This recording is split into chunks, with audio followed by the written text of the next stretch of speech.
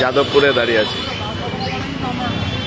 এখানে কিছুক্ষণ আগে ওই বিজেপি কিছু কর্মী এসেছিলেন। গতকাল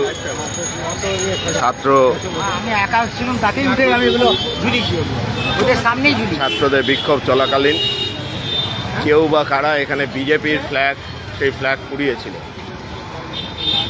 তাতেই ক্ষুব্ধ হয়ে তারা এসে এখানে লেনিন মূর্তিতে সামনে থাকা আমাদের সমস্ত পার্টির ফ্ল্যাগ ফেলে দেয়, নিজেদের পতাকা লাগিয়ে যায়। এখানে থাকা কমরেডরা তারা এসে তার বিরোধিতা করে এবং নির্দিষ্টভাবে তার পরবর্তীকালে আমাদের এই লেনিন মূর্তির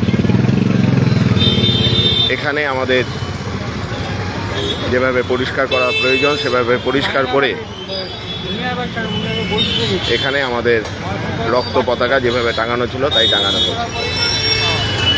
আমাদের যাদবপুর চত্বরের সংস্কৃতি তাই। এখানে এতদিন পর্যন্ত আপনারা জানেন 2011 সালের পর এখানে যে ছোট লেনিন মূর্তিটি ছিল সেই লেনিন মূর্তি রেখে কেউ বা কারা এসে ভেঙে দিয়ে চলে যায়।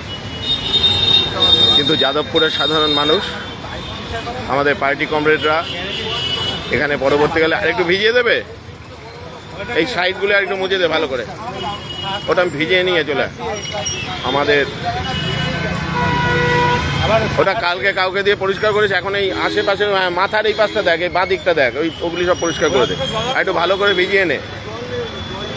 আমাদের অজস্র কমরেড এখানে থাকেন, সাধারণ মানুষ এখানে থাকেন।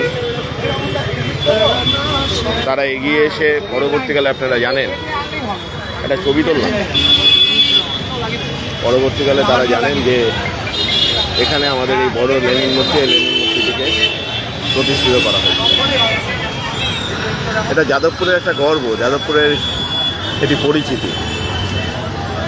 যাই হোক না কেন, আজকে এখানে এসেছিল কিছু বিজেপির কর্মী সমর্থক।